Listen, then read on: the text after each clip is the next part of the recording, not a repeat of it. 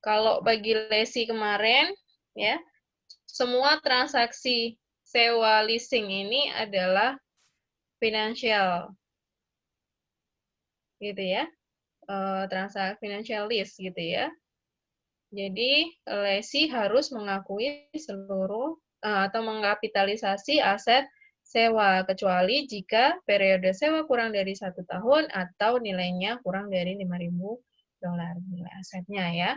Nah, kali ini gitu ya, bagi lessor kemarin juga udah saya sampaikan ya, penentuan jenis leasing itu melalui 2 assessment. Assessment yang pertama adalah melihat apakah kontraknya cancelable atau non-cancelable. Kalau non-cancelable, maka gitu ya, lanjut ke asesmen kedua, yaitu 5 uji klausul sewa. Uji 5 klausul sewa gitu ya. Nah, kelima klausul ini tingkatannya, ini ya, hierarkinya ini nggak bisa dibolak-balik. Ingat ya, hierarkinya tidak bisa dibolak-balik. Dan apabila sudah memenuhi satu dari kelima klausul ini, maka dia bisa kita kategorikan sebagai finance lease. Ya. Kemudian finance lease bagi lessor itu merupakan sales type. Jadi seolah-olah lessor menjual asetnya, gitu ya. Kemudian dia mengakui list receivable dan mengeliminasi asetnya dari catatan aset tersebut dari catatannya.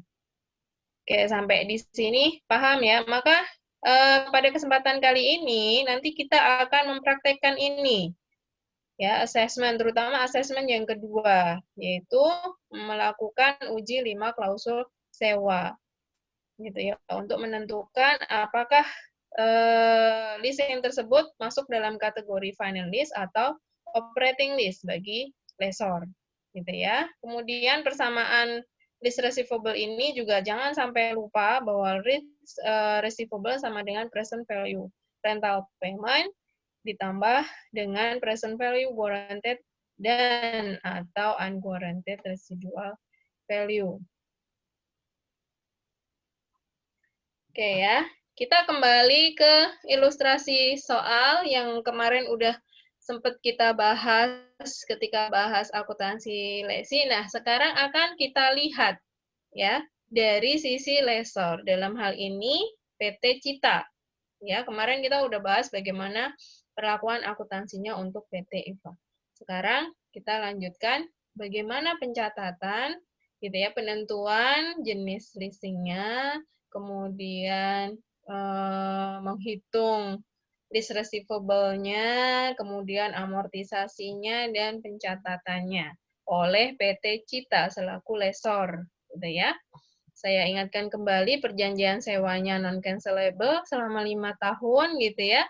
Pembayaran dilakukan di awal, kemudian nilai wajar asetnya 100.000 dengan usia manfaat 5 tahun, dan nilai residu sebesar 5.000 euro yang digaransi oleh lesi. Tidak ada opsi perpanjangan masa sewa dan pada akhir sewa traktor kembali ke PT Cita. Ya, kemudian tingkat bunga inkrementalnya 5% per tahun dan didepresiasikan dengan garis lurus, sedangkan implicit interest rate yang dipakai oleh PT Cita untuk menghitung tingkat pengembaliannya adalah 4% per tahun. Oke, hal yang pertama ya, tadi kita lakukan assessment aja. Ini tadi sebenarnya oke ya, kita lakukan assessment yang pertama, sewanya non-cancelable. Ya, lanjut ke uji klausul yang kedua. Oke, sebelumnya kita ingat kembali ini ya, perhitungan yang kemarin sudah kita lakukan untuk menghitung nilai cicilan. Berawal dari fair value list equipment, nilai wajar aset ya, dikurangi dengan present value residual value, maka kita bisa menghitung present value dari list payment ya. Kemudian present value list payment dibagi dengan faktor present value anuitas dunia, kita bisa menghitung ya berapa nilai cicilan per tahun untuk transaksi sewa ini. Oke, setelah dari sini kita lihat ke masing-masing klausul. Ini sebenarnya di sini nanti kita untuk mengetahui apa ya, terutama di sini nih masa sewa sama present value test ini ya, perhitungan ini present value test ya. Nah, kalau untuk perhitungan yang atas ini ya. Tapi sebelum masuk ke sana, sebenarnya kita bisa langsung melakukan assessment untuk klausul sewa dari tahapan pertama, transfer kepemilikan itu tidak terjadi. Karena pada akhir masa kontrak, aset dikembalikan ke lessor kan, jadi tidak ada, gitu ya, tidak terjadi. Kemudian opsi pembelian juga tidak ada, gitu ya, diungkapkan tadi di soal ya, tidak ada opsi perpanjangan masa sewa apalagi opsi untuk belinya. Maka kita simpulkan tidak terjadi. Baik, kita ke klausul yang ketiga, masa sewa. Kemarin masa sewa yang masuk kategori finance lease adalah ketika masa sewanya lebih besar atau sama dengan 75% dari masa manfaat aset ya. Sedangkan di sini kita lihat masa sewanya 5 tahun, masa manfaat asetnya 5 tahun. Oh, berarti masa sewa sama dengan masa manfaat aset, artinya 100% gitu ya, jelas-jelas. Berarti transaksi leasing ini masuk dalam kategori finance lease. Sudah berhenti sampai sini. Sebenarnya kita tidak perlu melakukan dua tes berikutnya, present value test ataupun alternatif penggunaan. Tapi kalau penasaran gitu ya, boleh saja gitu.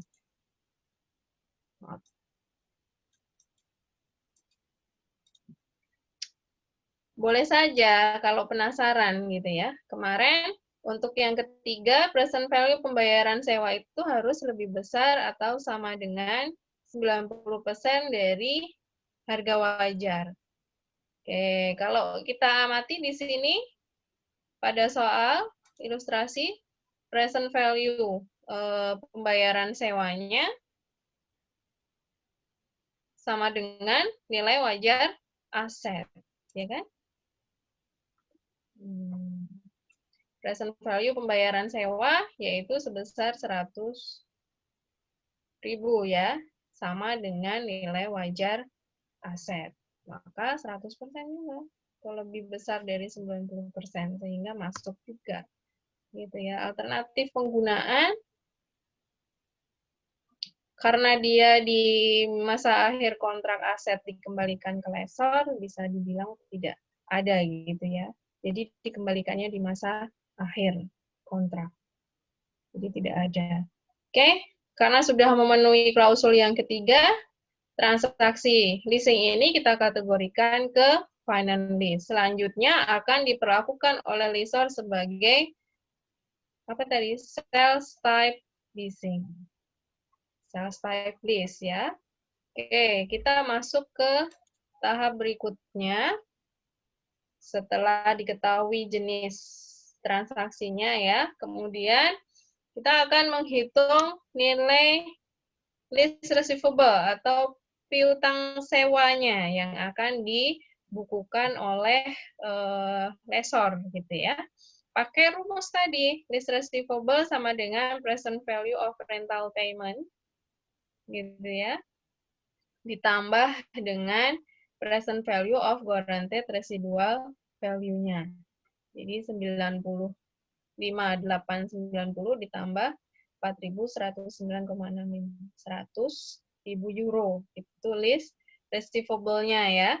Dari sini kita bisa membuat schedule amortisasinya. Ya. Nih, list receivable pada awal masa sewa gitu ya, sejumlah 100.000. Kemudian pembayaran tahunannya adalah masing-masing 20.711,11 tadi sesuai yang kita cari ya. Semuanya beda ya?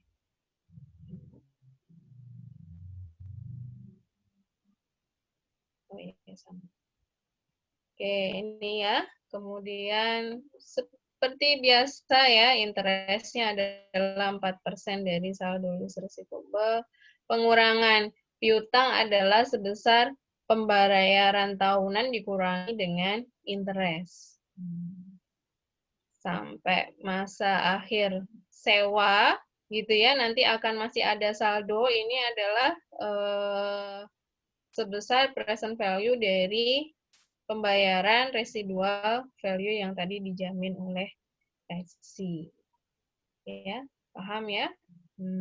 Sehingga kalau udah dibayarkan, nanti akan menjadi 0 nilai piutangnya.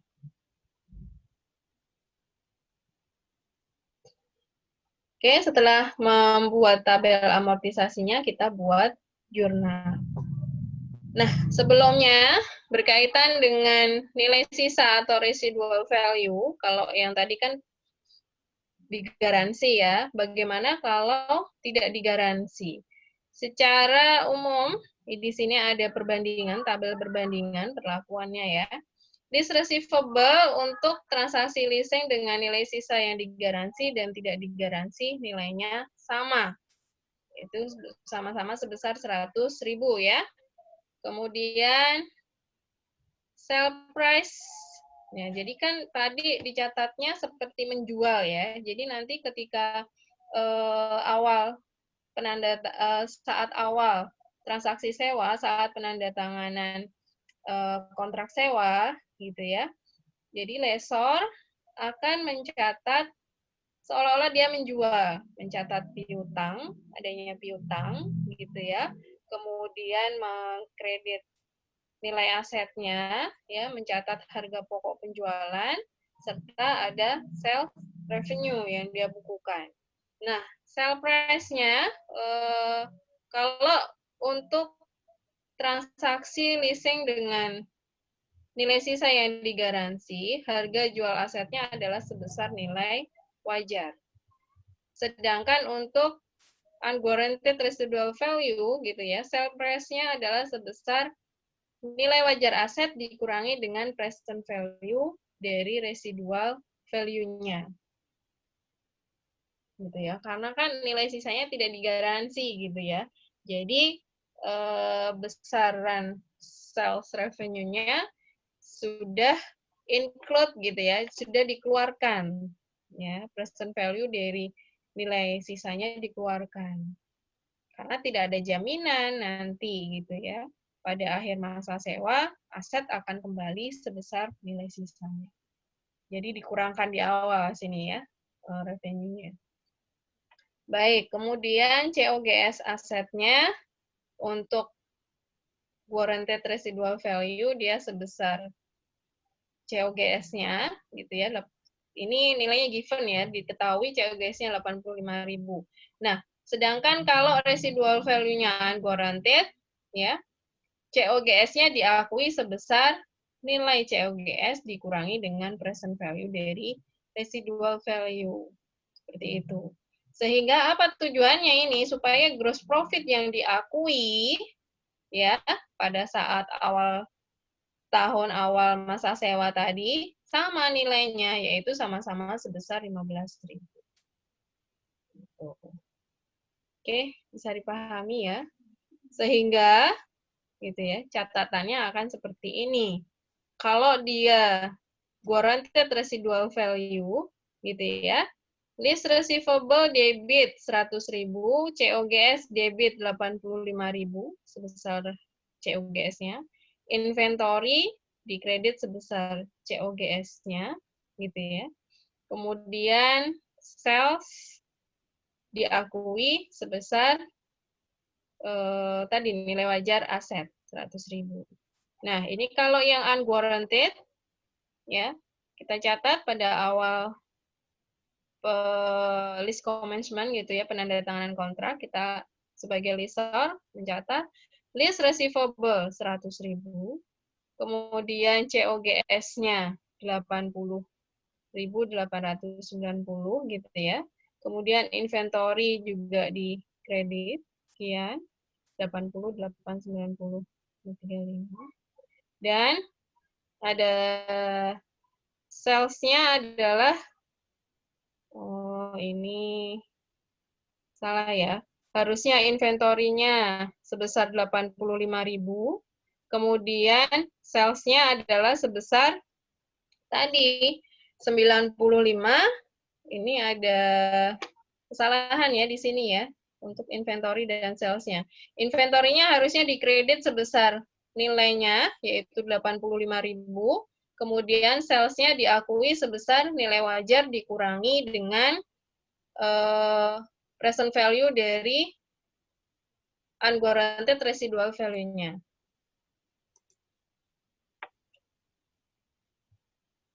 Oke, ini ya. Di sini terjadi kesalahan ini, mohon maaf, nanti saya koreksi dulu ya. Kemudian setelah itu penerimaan pembayaran sewa sama ya pencatatannya, baik itu untuk warranted maupun unwarranted residual value. Kemudian ini pendapatan bunga, pengakuan pendapatan bunga di akhir tahun 2019 sama ya sesuai dengan tabel.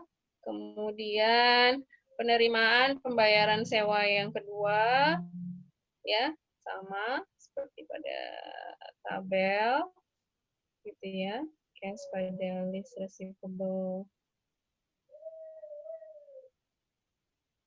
ya. Kemudian pada tahun keduanya sama ya pencatatan pendapatan bunga gitu ya. Kemudian di akhir masa sewa. Nanti sama berlanjut sampai akhir masa sewa ya. Kemudian pada 1 Januari 2024 penerimaan nilai residu akhir periode sewa ya. Ini adalah dengan asumsi kemarin asumsi yang kedua ada expected ya. Expected residual value. Nih langsung nih di sini. Jadi inventorinya diterima sebesar nilai residunya, kemudian ada expected residual selisih antara guaranteed residual value dengan expected-nya yang dibayar oleh lessee, kita catat sebagai cash, kemudian list receivable-nya di kredit. Kalau tidak ada expected-nya, Ibu, jadi nilai residu inventory-nya adalah sebesar guaranteed, ya berarti inventory pada list receivable langsung 5.000. Paham ya? Nah, kalau yang unguaranteed gimana? Karena dia tidak digaransi tadi ya, inventory dicatat debit sebesar berapa nilai sisa akhirnya, kemudian list receivable di kredit 5.000. Nah, 2.000-nya ini kan selisih antara nilai sisa akhir dengan estimasi nilai sisa awal, yaitu sebesar 2.000 itu, kan nggak ditanggung oleh lessee ya, maka lessor akan mengakuinya sebagai kerugian sebesar 2.000. Paham sampai di sini? Bismillah, semoga dimudahkan untuk memahami ya. Oke, kita lanjutkan. Oke, itu dia tadi contoh untuk catatan akuntansi ya untuk lessor. Nah, untuk problem komprehensif, teman-teman bisa baca di halaman 201 sampai 208 dari e-book PAKM. Jadi di sana ada dua ilustrasi. Ilustrasi yang pertama tidak ada nilai residu, ya. Kemudian ilustrasi yang kedua ada nilai residu yang digaransi, tapi ada perbedaan jenis, gitu ya. Bagi lessee dia diperlakukan sebagai final lease, sedangkan untuk lessornya diperlakukan sebagai operating lease karena tidak memenuhi uji assessment untuk mengkategorikan transaksi tersebut sebagai final lease. Jadi dicatat sebagai operating lease oleh lessor. Oke, selengkapnya nanti bisa dibaca di e-book ya. Baik, itu tadi sekelumit